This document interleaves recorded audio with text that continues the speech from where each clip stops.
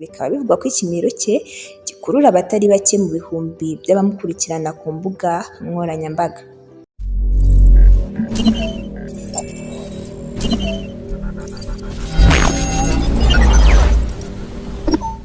Abagore b'ikimero cyahebuje abenshi mu batuye isi ndetse bazwiho kugira amafaranga cyangwa se umufungo ku mvugo za bamwe na bamwe muri iki gihe, bishyize hamwe bakora itsinda Kigali Boss Babies. Iri tsinda rikaba riri ku bice bigacika hano hanze kubera imyumvire y'abantu bamwe na bamwe bagiye batandukanye.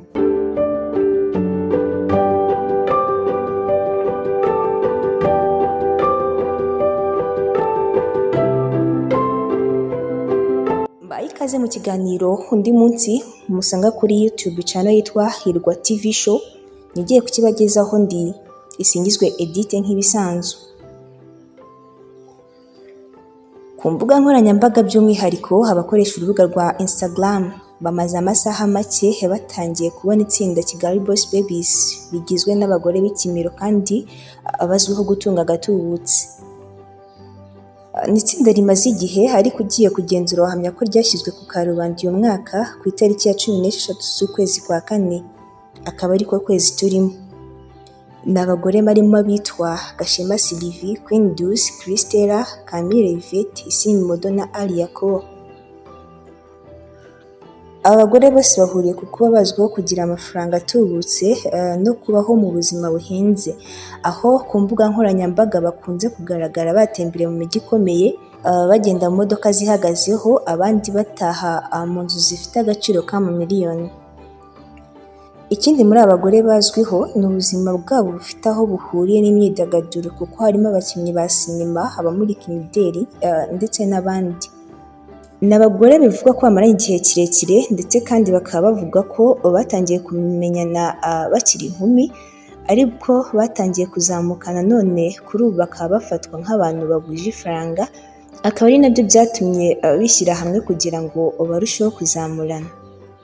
Alia Cole, Isimbi Modo, Camille Yvette, Christella, Queen Dulce ndetse na Gashema Sylvie.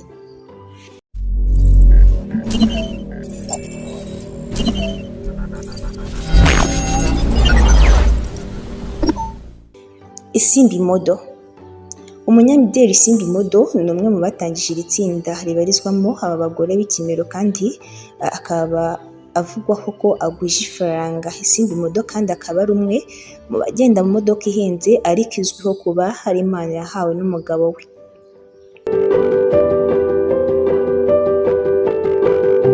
Alia Cole nawe ni umwe mu bagore bazwiho kugira amafaranga menshi mu ruganda rw'imyidagaduro, hakaba haragaragaye amwe mu mafoto Alia Cole yatashye inzu. Iyi nzu ikaba ivugwaho ko ari imwe mu nzu zerekana ko ari umwe mu bari kwishinga ndavuga ifaranga cyangwa se icyo bita umufungo ku mvugo ya bamwe muri iki gihe.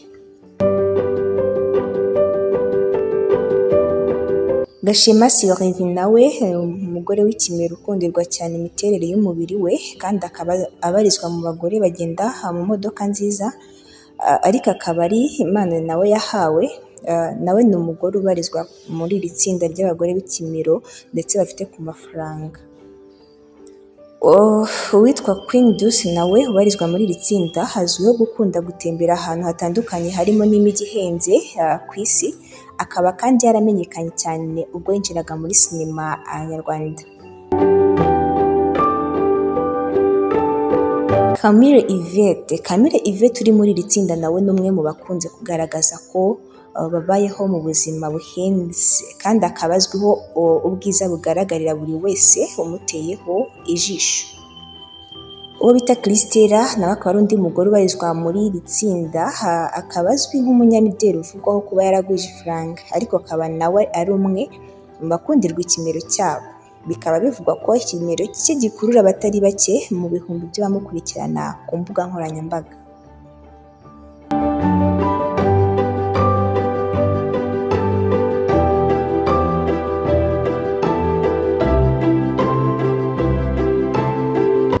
Burya koko ngo ntawe ushimwa na bose, kimwe n'uko nta n'ugawa na bose. Nyuma y'uko iri tsinda rigiye ahagaragara, bamwe babyishimiye ariko kandi harimo n'abatabyishimiye, batumva icyo iryo tsinda ryaje kumara cyangwa se icyo rigamije.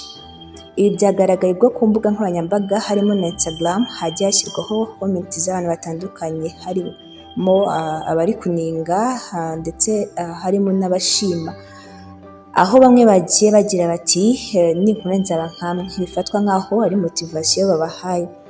Ariko kandi hari n'abatabyishimiye bagiye babaza bati iri tsinda rigamije cyangwa se ni izihe nyigisho riri gutanga muri sosiyete.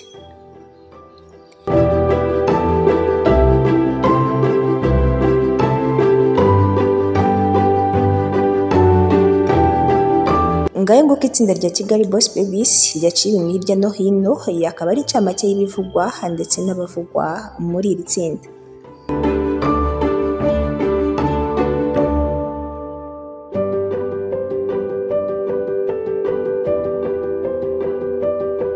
Mbibutsa ko iki cyari ikiganiro undi munsi, aho mukurikirana amakuru agezweho, inama z'ubuzima, inyungurabwenge ndetse n'utuntu n'utundi. Iyi yari Hirwa TV show, mwakoze kubana nanjye mu kiganiro, ndabashimiye.